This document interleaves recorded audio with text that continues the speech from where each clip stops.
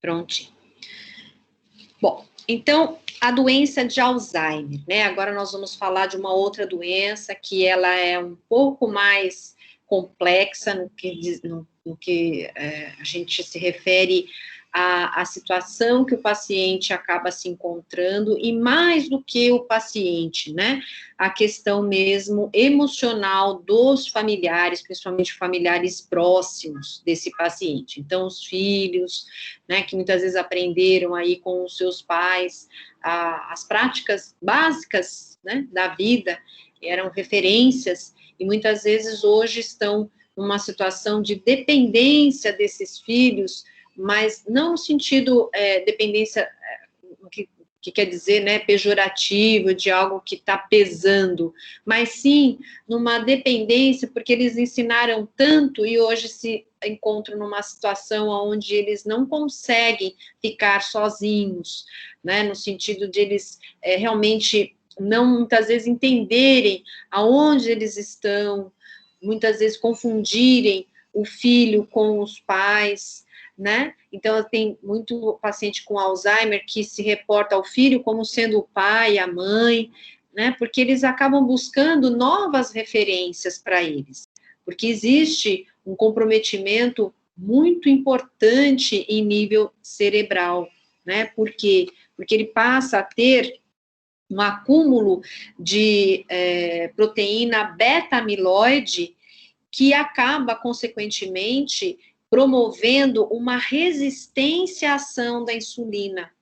Então, isso promove também, né, hoje, como ela é chamada, a diabetes tipo 3. Não sei se vocês já ouviram, né, a relação do Alzheimer como sendo o terceiro diabetes tipo 3, por causa dessa caracterização da resistência à insulina em função do acúmulo de proteína beta-amiloide, que acaba, consequentemente, diminuindo a oferta de energia em nível cerebral, né? Então, por isso que eles acabam tendo também muitas complicações no que diz respeito à cognição, né? No que diz respeito à memória, né?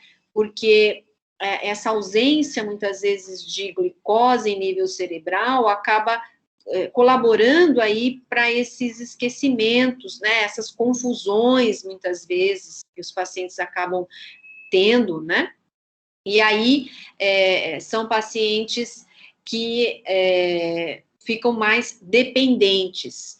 Então, ela é uma forma muito comum de demência em idosos, principalmente nas instituições de longa permanência. Então, quando a gente fala do idoso, ele atinge mais a 6ª década de vida, mas hoje a gente pode ter, sim, pacientes mais jovens com já indícios de quadros de Alzheimer. Ela é caracterizada por uma perda de neurônios e emaranhamentos neurofibrilares que atingem o hipotálamo e córtex cerebral, onde são áreas essenciais para a memória e cognição. Então, os primeiros sinais desse paciente de esquecimento, né, principalmente de perda de memória recente, pode ser um sinal de já Alzheimer. Então, ele pode, às vezes, relatar com detalhes quando ele era jovem, lá na sua adolescência, muitas vezes até na sua infância, mas quando ele chega a relatar algo, daquilo que ele acabou de fazer, ele não consegue, ele não se lembra. Então, por isso, o perigo aí que acaba se instalando, se o idoso, ele fica mais sozinho, né? Porque isso, ele vem num processo lento, mas ele pode ser gradativo. Então, se ele, às vezes, está bem com a família, contactando, falando coisas que são realmente viáveis e tudo mais, e, de repente, ele tem lapsos de memória ou lapsos de confusões, tem que ficar um pouco mais próximo desse idoso, porque já pode ser uma sinalização de uma situação aí de um Alzheimer, né? Então, aqui no caso, né, a gente acaba, primeiramente, verificando a possibilidade dele ter alguma deficiência de complexo B, como eu falei, porque se, mesmo com a suplementação de complexo B, ele permanecer com esse tipo de quadro, ele pode realmente, né, ter aí, levar um diagnóstico de Alzheimer, tá? Aqui no meu chat está tendo algumas questões, a Luciana fala, já havia ouvido falar dele como diabetes tipo 3, isso mesmo. Perfeito, Lu, então vamos lá, aqui. Fiquei com uma dúvida do Parkinson, ele é mais comum em homens, em fase dos 40 anos e tanto, já ouvi de uns 2 ou 3 casos próximos. Pode ser mais comum, sim, em homens do que em mulheres, e ele pode acontecer mais prevalência a partir da sexta década de vida, mas pode acontecer em jovens, já tem relatos de casos de 25 anos, 28 anos, nós estamos falando de Parkinson, tá? E aí, eu não vou esquecer da questão do instrumento musical, que ela se faz extremamente necessária, bem como, né, como eu falei, já puxando o gancho aí da pergunta da Luciana, os médicos, eles pedem para, assim que é diagnosticado os primeiros sinais aí de Alzheimer, a gente estimular esse paciente num raciocínio, né, numa prática de convívio, primeiro, com a família, né, num convívio onde ele estimule esse raciocínio, então, não só a tocar um instrumento musical que envolve o raciocínio, mas também jogar xadrez, fazer palavra cruzada, fazer algo que estimule, ou um bordado, algo que estimule tanto a parte motora, né, quanto a parte de cognição, de memória, especialmente, porque isso faz com que o paciente ele não tenha uma evolução tão rápida. Então, é muito importante aí que se possa ser feito esse diagnóstico o mais precocemente possível, e aí a gente inserir ele, né, em várias atividades aí para poder estimulá-lo a ter a ação para retardar a progressão da doença, tá? É uma doença também de caráter etiologia idiopática. Quando eu falo idiopática, eu estou falando que não tem causa definida, né? E quando eu falo que não tem causa definida, muito já se falou sobre o que possivelmente poderia ser a doença de Alzheimer, né? Ser, por exemplo, ter uma predisposição para a doença de Alzheimer. Então, assim, por exemplo, pessoas, se eu falei que há uma resistência à ação da insulina, então pacientes diabéticos, eles podem ter a predisposição? Podem ter a predisposição. Fazem parte do grupo de risco? Fazem parte do grupo de risco. Só que não é uma verdade absoluta, como em clínica nada é verdade absoluta, né? Ou nem sempre tudo é verdade absoluta. O que eu mais vejo, pessoal, eu na minha prática, né? O que eu mais vejo como sendo grandes causas de Alzheimer? Não é muito a genética, para ser sinceros, para ser sincera para vocês, eu não vejo muito relacionado à genética. Também não vejo muito relacionado à questão do diabetes. O que eu mais vejo é a perda de um ente querido, algum trauma emocional que acabou acometendo esse paciente, que agora, nessa fase, ele meio que, como se ele apertasse o off, no que diz respeito à situação emocional de lembranças negativas, que não foi interessante dentro da vida dele, talvez nessa faixa etária acabou comprometendo de forma a ele desencadear todo esse processo. É o que eu, sinceramente, mais encontro na minha prática clínica, tá? Isso eu não vou falar para vocês que vai estar colocado em artigos, muitas vezes, né, porque os artigos, eles têm que ter a comprovação científica, né, mas, paralelamente aos artigos, tem a clínica, né, tem a experiência que a gente acaba tendo, de conversar com o paciente, de atender muitos pacientes, enfim, então, quando você começa a buscar o histórico desse paciente com Alzheimer, você começa a ver que lá atrás, coisa, exatamente, é um start, o trauma emocional, né? Então, aquele trauma emocional que ele lidou de uma forma, seja ela qual for lá no passado, talvez agora ela possa se fazer presente, tá? O que eu mais encontro é essa relação, mas já foi falado também, ele teve contato com metais pesados, também, mesma questão, contato com água de poço que possa realmente desencadear isso nessa faixa etária. Então, a gente tem que sempre ter essa análise holística, né? Pensar em tudo, em todas as questões aí, para que realmente a gente possa chegar numa possibilidade aí de uma prevenção. Então, o que eu poderia falar para vocês em relação à prevenção? Os nutrientes, que nós vamos falar aqui, né? E também o cuidar do emocional, né, que hoje está sendo tão evidenciado, as pessoas que estão comprometidas no seu lado emocional. Cuidado, né, esse lado emocional, ele precisa ser cuidado, né, diante daquilo que a gente tem da OMS, o que é saúde, né, definição da OMS do que seria saúde também, ela deve ser considerada, não é um aspecto só físico, mas emocional também. Então, é muito importante que a gente cuide desse lado emocional. Você já está percebendo que não está legal, porque a gente se prepara, na verdade, para a velhice. Né? Tudo isso que a gente fala em relação à alimentação, em relação a nutrientes, em relação ao emocional, é para ter uma velhice sadia, uma qualidade de vida, e com longevidade, qualidade de vida, né?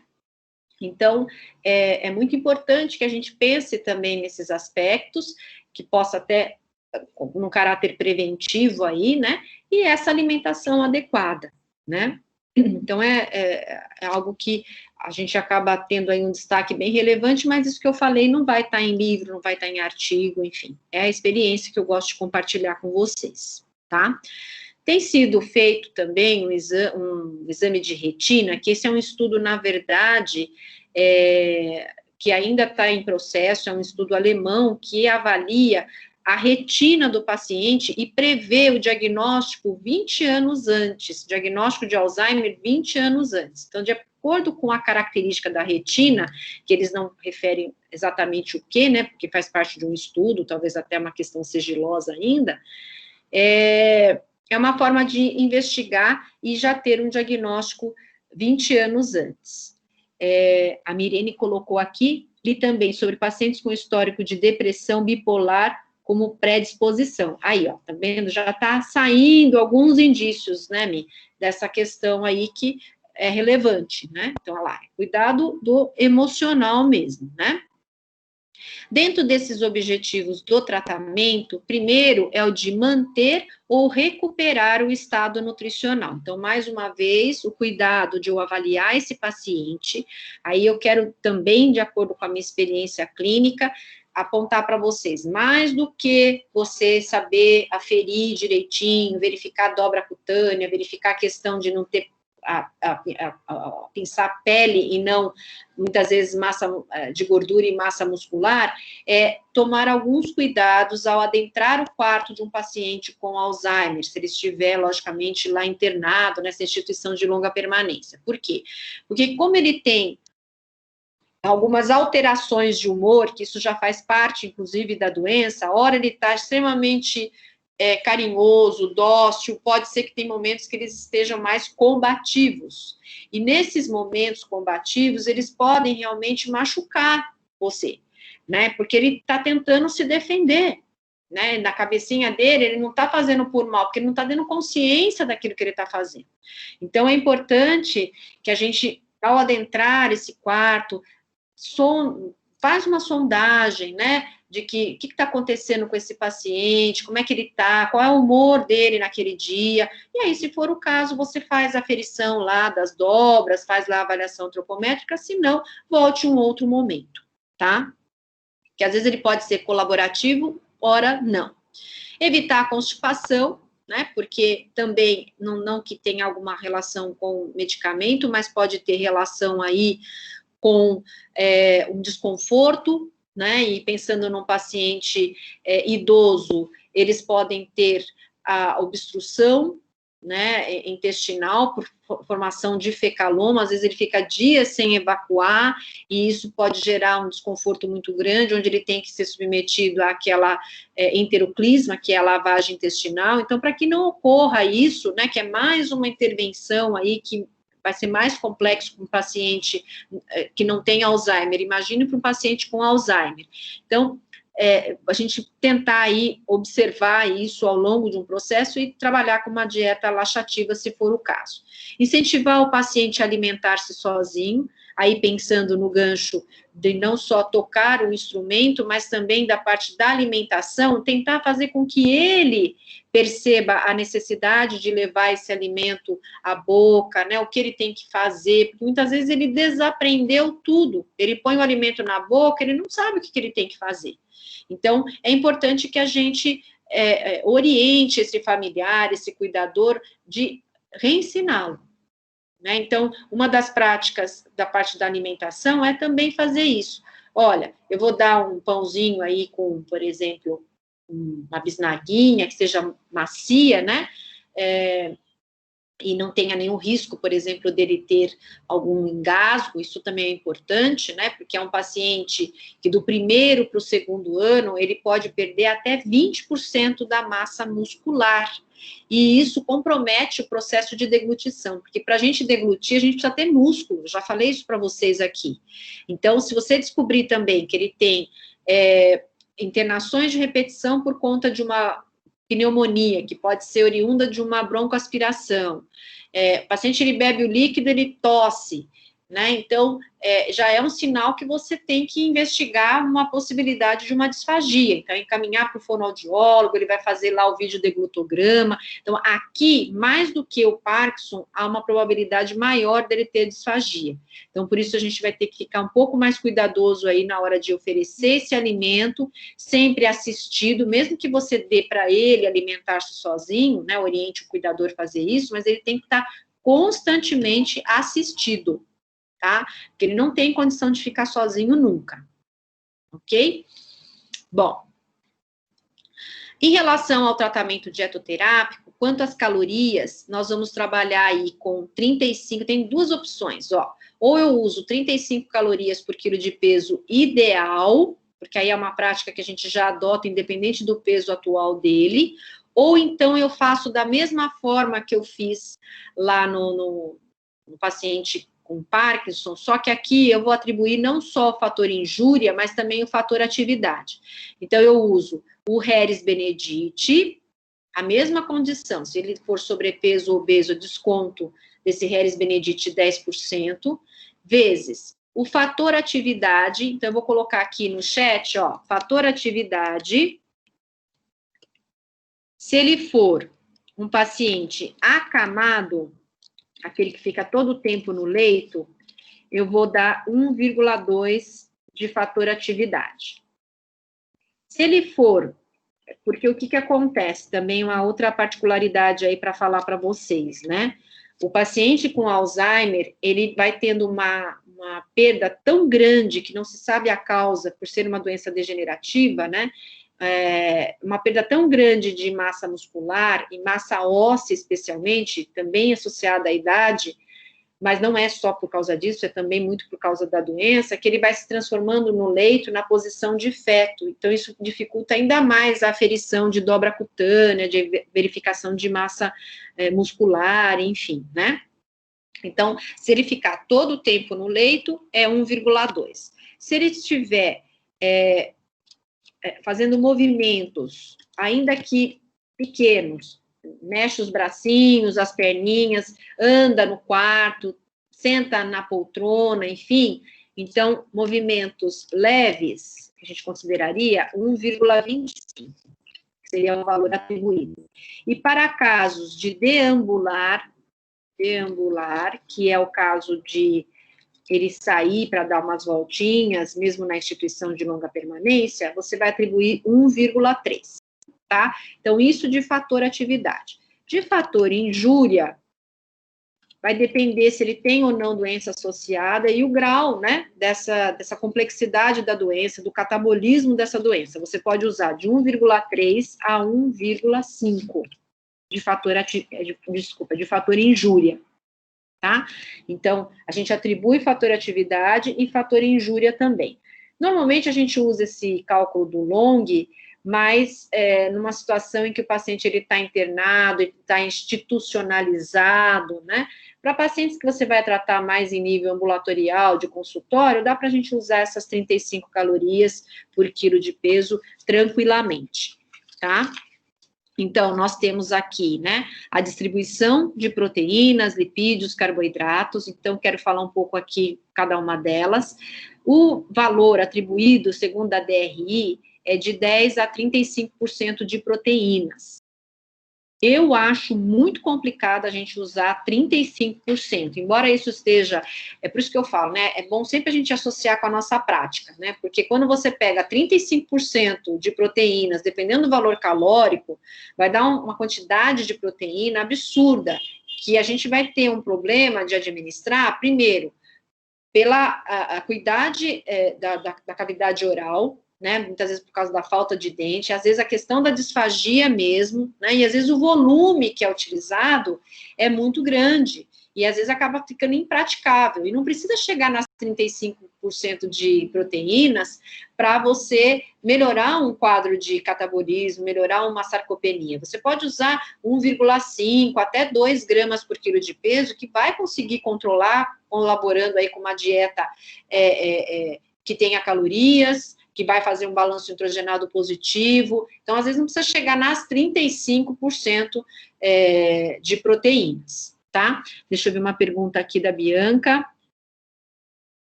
É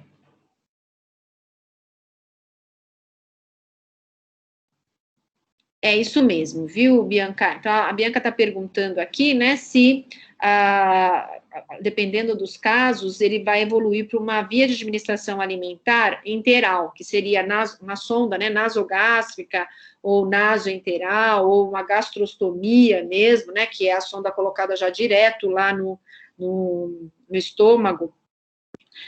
O cálculo é o mesmo, nós vamos atribuir exatamente dessa forma. Tá? Aí, obviamente, eu vou usar um fator injurioso, tem que saber dosar a quantidade que vai ser administrada nessa dieta enteral, né? Vocês vão aprender muito de dieta enteral no semestre que vem nas aulas de terapia nutricional. E aí ela vai servir, logicamente, de alicerce para vocês traçarem qualquer conduta que tenha necessidade de uma via de administração enteral. Então, a gente acaba usando aí essa recomendação sem problema nenhum, tá? Se abaixo de 70, deixa eu ver o que a Fabiana perguntou aqui, abaixo de 70...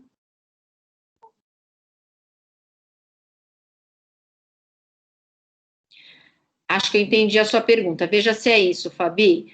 Você fala assim, se tiver abaixo de 70% de aceitação pela via oral, seria o indicado a via enteral. É isso que você perguntou? Tá. Isso, pronto. É que eu escrevi muito porcamente aqui. Não, perfeito. Então, assim, exatamente, né? A gente vai atribuir isso para não só para o Alzheimer, mas para todas as doenças aonde, ou situações, né? Que o paciente ele tem uma aceitação menor que 60, dependendo da referência, até fala menor que 70, menor que 60% das necessidades, se preconiza, por 3 dias, se preconiza aí, muitas vezes, o uso de uma via outra que não a oral. Então, eu posso até usar uma via mista.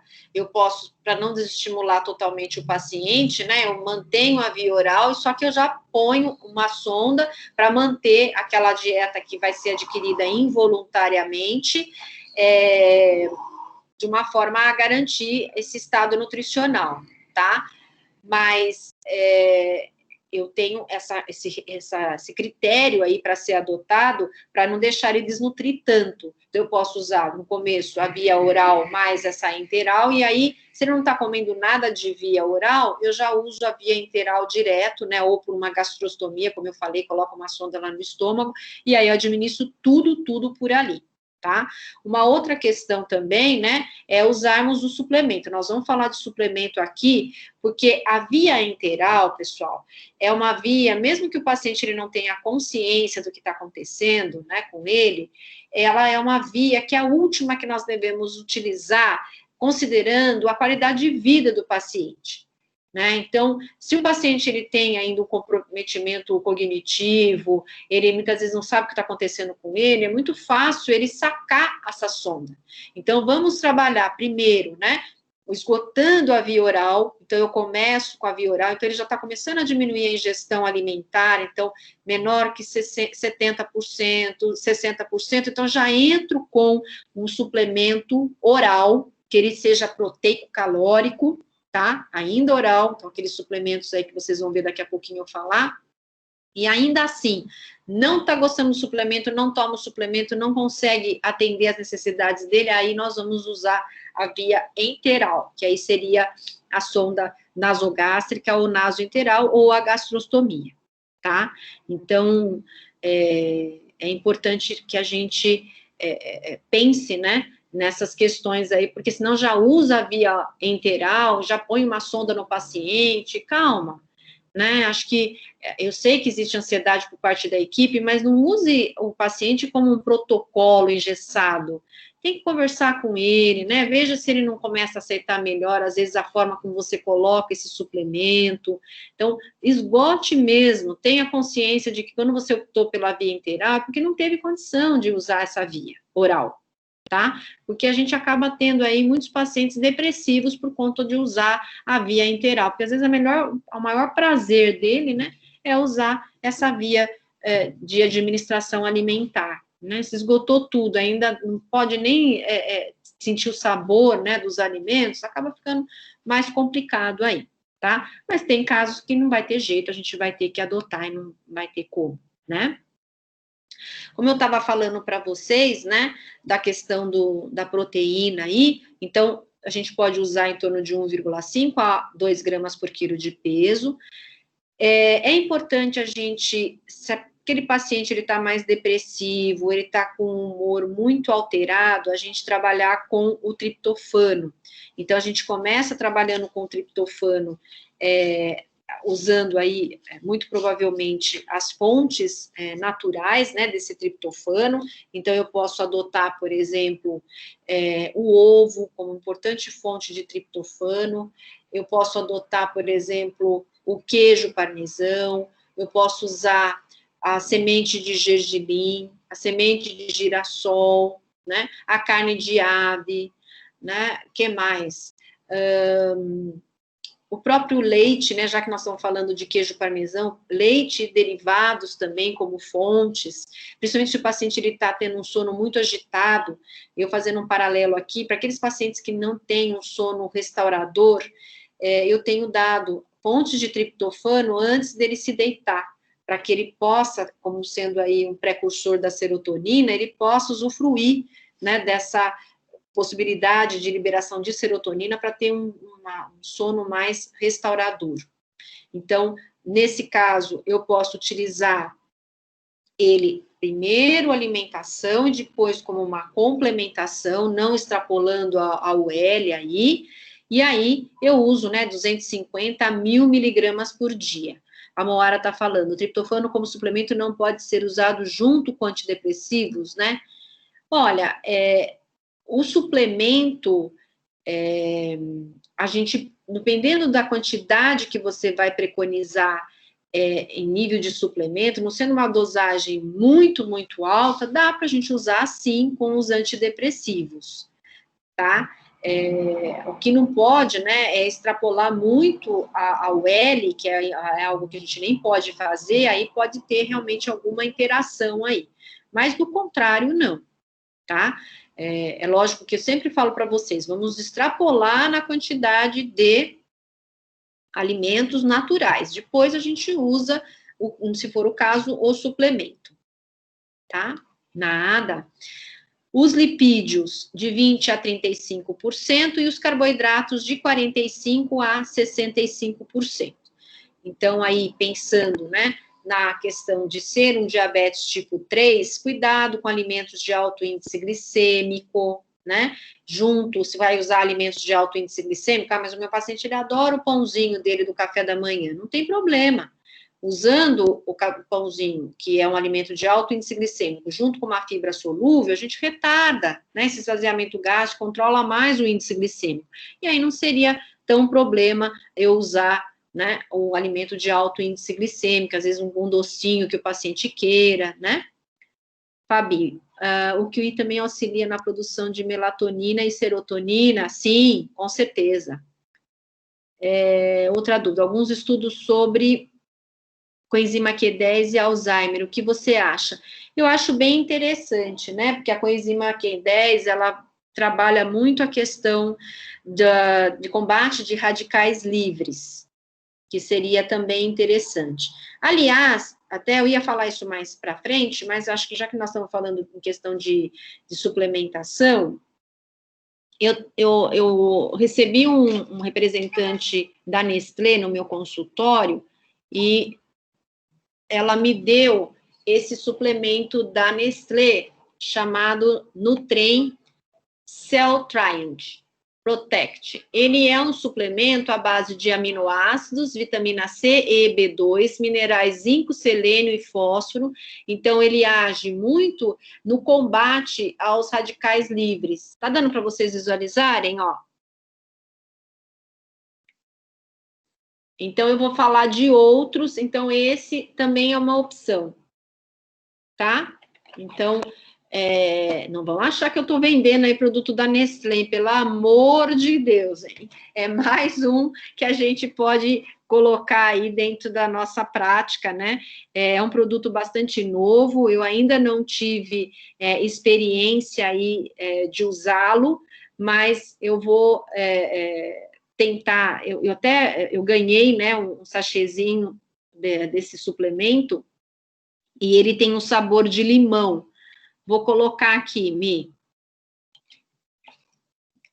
No trem.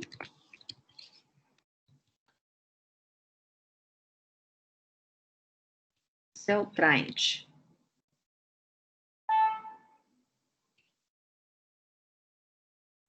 Então, ele tem um sabor de limão, ele vem em sachêzinhos assim, ó. Um por dia, de nada.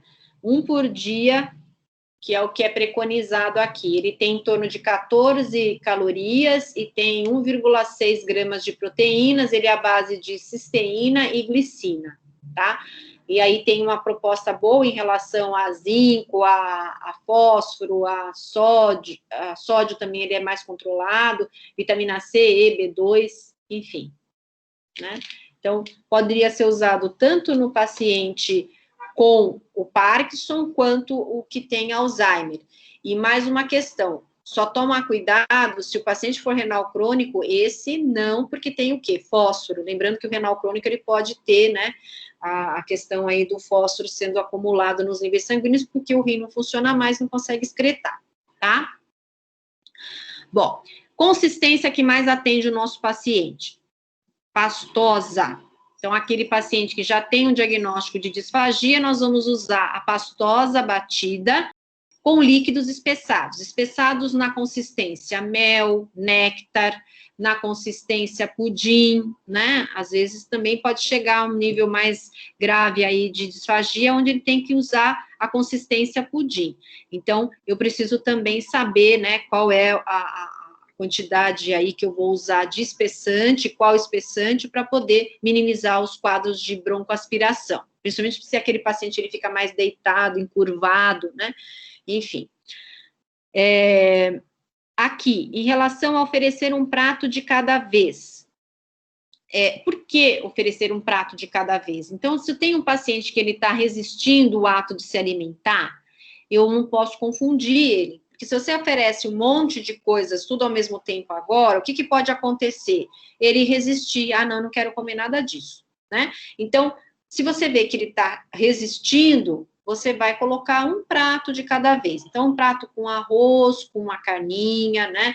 Ou, às vezes, uns legumes, e aí depois você vai introduzindo isso devagar para ele não ter confusão, né, nesse momento, e aí muitas vezes ser o momento em que ele acaba não fazendo a refeição. O que pode acontecer também com o paciente é que ele tem a memória recente perdida, então, às vezes, ou ele não come, porque ele acha que ele acabou de comer, ou então ele come, porque ele esqueceu que ele comeu.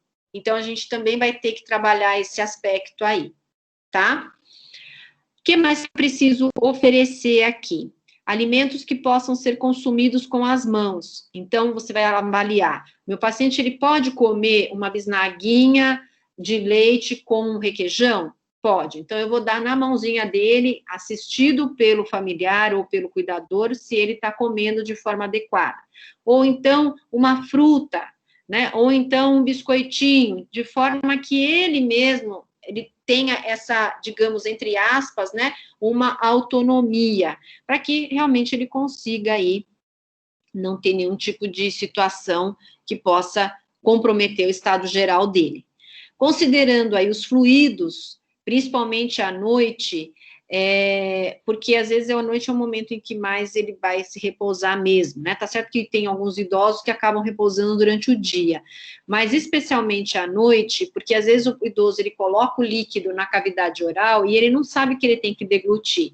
E às vezes o cuidador não percebe que ele não deglutiu, aí ele vai recostar ou vai deitar o idoso, ele pode broncoaspirar. Então tem que ter essa certeza aí, isso também faz parte aí dessa orientação que devemos fazer, né? E o fracionamento. Então, de repente, para a gente tentar atingir o valor de hidratação correta, para ele não engasgar, não ter um volume muito grande de ser administrado, é bom que se faça um fracionamento. Usar pratos e materiais inquebráveis. Então, quando eu falo em pratos e materiais inquebráveis, é porque ele pode estar numa situação mais combativa. Então, pode ser que ele arremesse tudo que está na frente dele. Se for de quebrar, obviamente, ele pode machucar alguém ou se machucar. Então, aquela questão do prato com ventosa e de materiais que não sejam quebráveis e também que dê mais firmeza na mão desse idoso é importante, tá?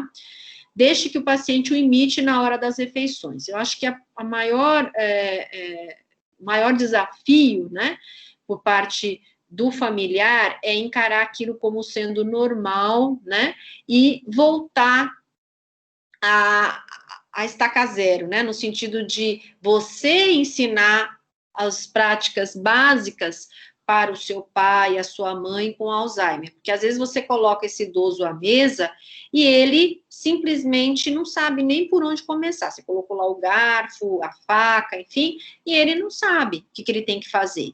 Então, ele vai aprender, ou melhor, reaprender com você, né? O seu filho, a filha, enfim. Então, é importante que esse familiar ele seja orientado também para essa prática. E aí tem que ter, né, bastante paciência, né, e é um conflito dentro da pessoa, né, poxa, essa pessoa que me ensinou tanta coisa, me orientou tanta coisa e hoje tá uma situação mais complicada. Mas, quanto mais ele ficar isolado socialmente, mais ocorre a piora da doença. Né? Então, acho que por aí você já começa a ter outros caminhos aí, né? Utilizar guardanapos de pano. Por quê? Porque de papel pode ser que o paciente degluta, tá? Ele coloca na boca e engole, porque ele não tem noção, né? Utilizar boas apresentações de pratos em relação a cores e formas. Para aquele paciente que também não quer comer, às vezes você apresentando um corte diferente de um alimento, a cor mais colorido, mais atrativa, aqui na verdade quer dizer o quê? Tornar a alimentação mais atrativa para aquele que não quer saber de comer. E aí é uma forma da gente conduzi-lo a uma alimentação mais adequada. Bom, checar a temperatura dos alimentos, porque como eu falei, ele não tem noção de nada, então se você colocar um alimento muito quente, ele vai colocar a boca e ele vai se queimar. Cuidado com alimentos crus e secos, então aqui, alimentos que, principalmente para aquele paciente com a disfagia, ele pode realmente engasgar, né, e até pelo comprometimento mesmo da mastigação por causa de falta de dentes, enfim, então ele também pode ter aí uma situação mais complexa, né, então vamos ter cuidados aí com alguns alimentos de determinadas consistências. E oferecer líquido a cada 2 horas, isso aqui para prevenção de uma desidratação e também, né, é lógico que eu preciso avaliar se eu preciso ou não espessar esse líquido para na hora que for administrado esse líquido, ele não engasgue.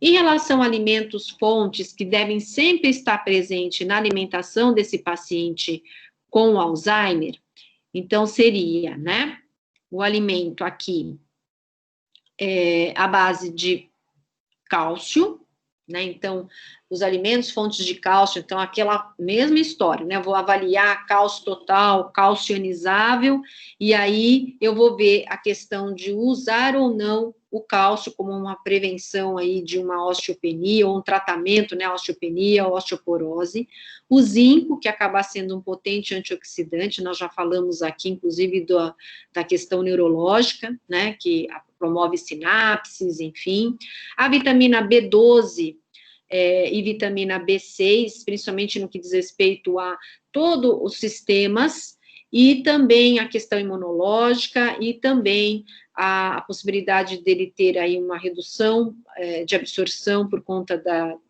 acuidade da idade mesmo, né? A vitamina C como antioxidante, o magnésio também, fazendo parte aí dessa alimentação como sendo também um potencializador para a proteção neurológica, o ácido fólico, né?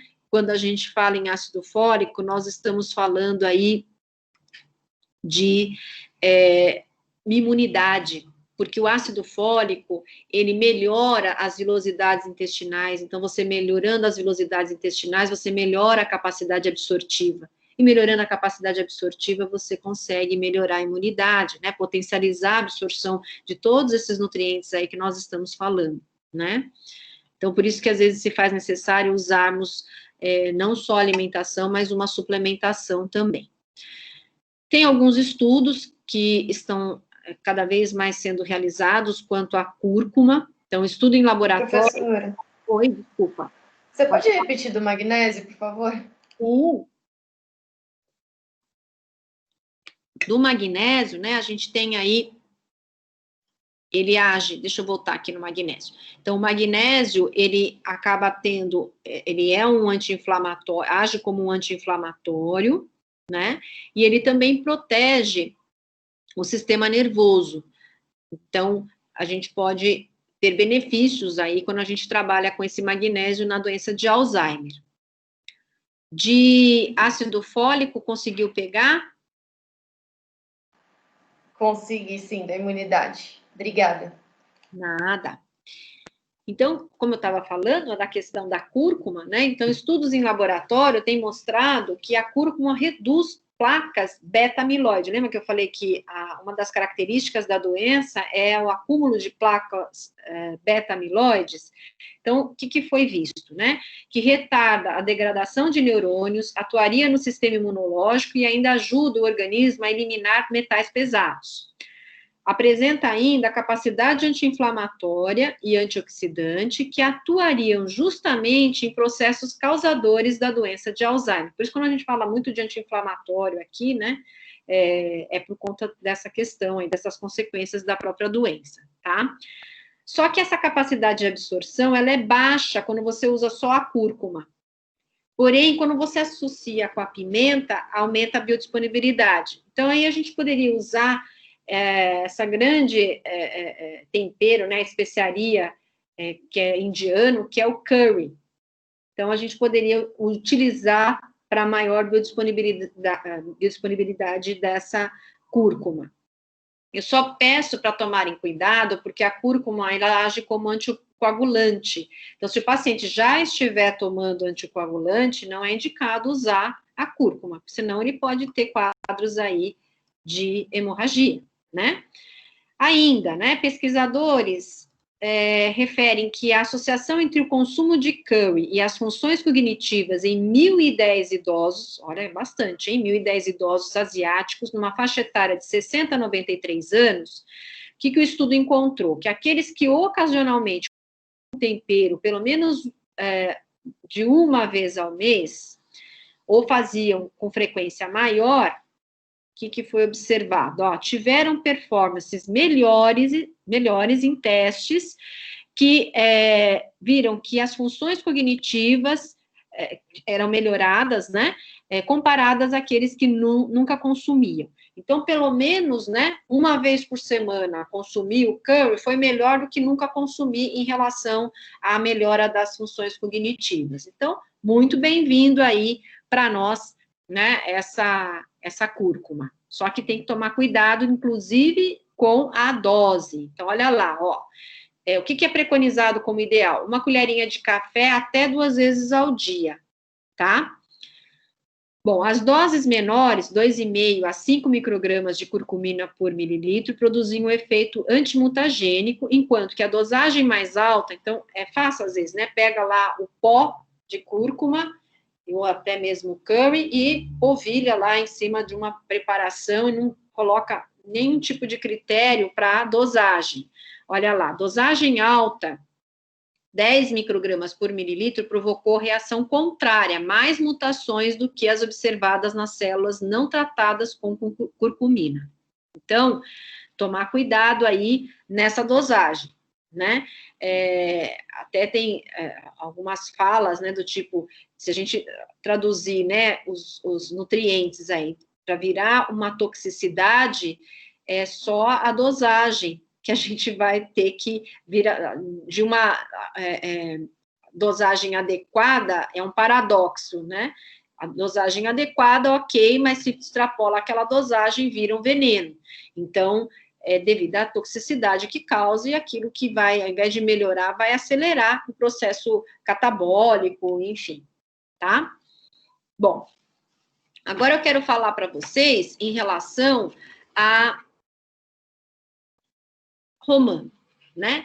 A romã hoje também está sendo estudada, ainda não saiu a publicação desse estudo, mas eu já trouxe aqui para vocês, onde eles viram propriedades, né, ou melhor dizendo, compostos bioativos na casca da romã, né? Então, eles viram que os estudos com camundongos notou que a casca da romã foi capaz, o uso, né, da casca da romã foi capaz de inibir as substâncias que comprometem os neurônios. Então, eles acabam impedindo aí a colinesterase, a acetilcolinesterase. Então, quando a gente tem aqui, né, deixa eu colocar esse slide, aí fica até melhor para explicar para vocês. Então, foi analisada a romã de forma completa, não só a semente, que contém aí 22% desses compostos bioativos, mas na casca, 78% desses compostos bioativos, que são antioxidantes, que favorecem a inibição da enzima acetilcolinesterase. Por quê? Porque quando você inibe a enzima acetilcolinesterase, você acaba não produzindo as placas beta-amiloide. E isso você faz o quê? Um favorecimento na sobrevivência dos neurônios. Então, a importância do uso de casca de romã é justamente para impedir a ação da enzima que produz a placa beta-amiloide e que vai favorecer na sobrevivência dos neurônios, né? Então, aqui eu posso usar romã, de repente, como o chá de casca de romã, ou uma farinha da casca da romã, ou um suco de casca de romã, enfim, né? A hora que for realmente lançado esse estudo, provavelmente a gente vai ter aí propostas sendo surgidas de formas de apresentações diferentes para que a gente possa, inclusive, usufruir aí dessa casca de romã, né? É uma pena que a romã ainda tem um valor muito alto, né? Não é todo momento que a gente tem mais no final do ano aí a romã, né? Esses compostos, inclusive, que foram encontrados, né, são compostos bioativos, são compostos fenólicos, e que, inclusive, comparado aí com o morango e com o blueberry, ele foi maior na casca da romã do que o morango e o blueberry, tá? Vamos ver aqui. Suco de romã é uma delícia. Dá receita pra gente, então, Luísa. Como é que faz?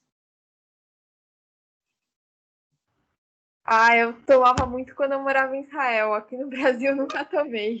Ah, mas aí, né? Lá tem assim, você colhe muito fácil, né? É. Que bacana.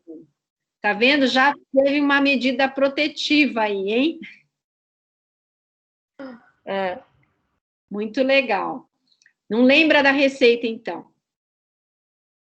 Ah, eles espremiam na hora com alguma. Era só os caroços espremidos. Ah, entendi. Só a sementinha, não era com a casca, né? Obviamente. Não, não era com a casca. Tá certo. Então, agora, como lição de casa, todos nós temos aí, né, que ver uma receita, de repente, aí com a casca de romã, né? De repente, um chá, de repente, um suco, ou colocar em algum tipo de preparação, enfim. Tá chegando no final do ano, normalmente acaba sendo época aqui no Brasil de romã, e aí é mais fácil a gente ter, né? Bom, considerando agora, eu quero falar para vocês desse suplemento, que é da Danone. Esse é um suplemento que foi realmente formulado para tratar o Alzheimer, tá? E, logicamente, né, a empresa, logo que ele lançou o produto, ele foi atrás de um estudo, né, para que pudesse ser lançado com mais, digamos, propriedade no que diz respeito a confiar, né, no produto. Então, eles pegaram grupos de idosos com Alzheimer e eles viram, por um determinado tempo, o que ocorria com o uso desse suplemento que foi minuciosamente escolhido os nutrientes para que pudessem melhorar, né, o perfil cognitivo desse idoso com Alzheimer. Então, há controvérsias na literatura, né, porque depois que, obviamente, eles lançaram esse produto, outros estudiosos colocaram como sendo um conflito de interesse, então, por isso que deu certo, né, o uso aí do Soveneide, mas, na dúvida, né, então, como há controvérsias, a gente pode ou usufruir dos dados que estão aqui, no caso aí, dos componentes do Soveneide, para a gente enaltecer na nossa alimentação e, às vezes, até suplementar, e até talvez experimentar, por que não, né? O próprio Soveneide. Então, assim, o que ele tem dentro desse frasco aí? Então, ele vai ter uma quantidade de DHA superior à EPA, pensando na questão da saúde dos neurônios. Aí depois ele traz a colina, né? O que a colina faz? A colina, na verdade, ela faz parte, né, do complexo B, e quando a gente tem queda, redução de colina, ele acaba tendo diminuição de impulsos nervosos e também ele pode ter, quando a gente fala em redução de impulsos nervosos, ele pode ter um estímulo menor desses impulsos nervosos, fica a pessoa mais lenta, mais fadigado, e aí com o uso da colina, isso acaba dando uma melhora, né? E aí é onde a gente teria essa colina aí na alimentação normal. Então, a gente tem no ovo, uma unidade de ovo traria 126 miligramas de colina. A recomendação para adulto e idoso seria 425 miligramas por dia. Não que a gente vá utilizar aí 4 ovos, mas ele faz parte aí de um dos componentes desse Soveneide que a gente pode utilizar, né, numa alimentação normal aí. Além disso, ele tem também na composição a uridina monofosfato. Essa uridina monofosfato, ele é um nucleotídeo que faz sinapse e melhora as conexões de memória e aprendizagem. Então, de repente, a gente pode também utilizar esse componente, né, esse nucleotídeo, uridina monofosfato, prescrito. E aí eu posso também, olha lá, ó, utilizar vitamina C, vitamina E, selênio, B12, B6. Então, são todos componentes aqui bastante viáveis da gente usar, tanto na nossa composição de uma alimentação normal, quanto na suplementação. E por que não, né, tentar experimentar também esse suplemento aí. Olha, a Mirene já trouxe aqui, hein? Nota 10 de atitudinal. Depois eu vou ver, Mi. Obrigada, viu? Suco de romã. Vamos ver aqui depois, hein? Temos já uma lição de casa aí. Quando eu estava em aula, né, eu falava quando tinha esses desafios aí, eu falava, olha, quem fizer, traz na aula que vem, aí todo mundo experimenta, né? Aqui não vamos nem poder compartilhar desse momento, né? Mas a gente vai fazer em casa, vai lembrar da Mirene aí. Muito bom, obrigada, viu, Mi? Eu trago aqui também, né, suplementos que podem ser indicados para essa prática, que tem na composição também componentes adequados. Então, a gente usa o Nutren Sênior, usa muito em idosos Nutren Sênior, que esse em especial, ele não tem sabor, então ele pode tanto ser usado numa base salgada, quanto numa preparação doce, e ele tem também proteína, ele tem vitaminas, minerais e antioxidantes, e tem também esse outro aqui, que é o Cubitan, que ele foi formulado, a princípio, para tratar úlcera por pressão, que são as famosas escaras.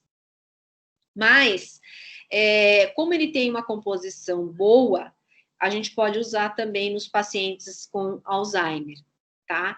Então, olha, quanta coisa a gente tem aí para poder realmente atuar, né? Então, pensando no nosso código de ética, que a gente tem que colocar mais de um produto, então, na hora de prescrever, vamos colocar lá mais de um produto, posso colocar uma suplementação, pensando numa farmácia de manipulação aí, uma suplementação à parte. Então, tem várias sugestões aí para a gente minimizar os efeitos da doença, fazendo com que realmente o paciente tenha uma qualidade de vida, uma sobrevida, não só para ele, né, mas também para o familiar que muitas vezes vendo o paciente definhando,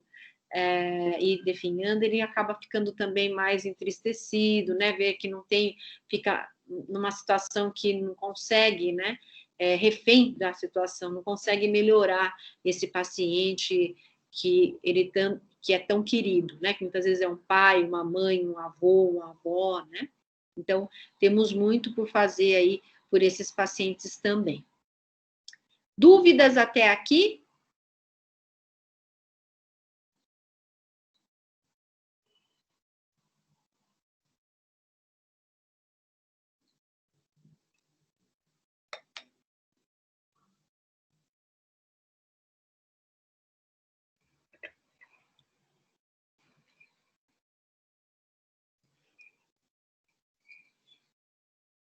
Não tem dúvidas? Não? Tá. Então, assim, não sei se vocês perceberam, mas hoje eu não coloquei nenhum forms de frequência. Então, nós vamos fazer isso agora, tá?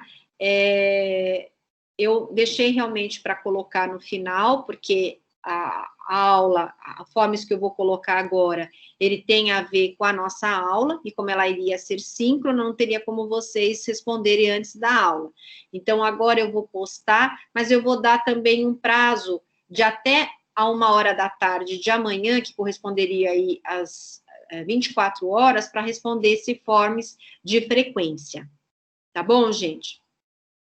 Aí, então, na semana que vem, se Deus quiser, já vou conseguir dar a devolutiva para vocês da nossa prova. Vocês vão entregar, então, centralizado na Bianca, os resumos, né? E aí, então, logo de entrega esses resumos, provavelmente na outra semana eu já consiga aí dar essa devolutiva, mais tardar em 15 dias. Tá bom? Então, é isso. Quero agradecer aí a participação de vocês, viu? Lembrar que sempre é um prazer ficar com vocês, e a gente realmente não percebe que estamos juntos aí durante tanto tempo, né? Nos encontramos hoje desde as 10 horas, e realmente é muito prazeroso aí estarmos juntos, viu? Espero que vocês tenham aproveitado o conteúdo das aulas, e boa semana para vocês. Vou estar aqui até 1h, tá bom? Tchau, pessoal. Fiquem com Deus.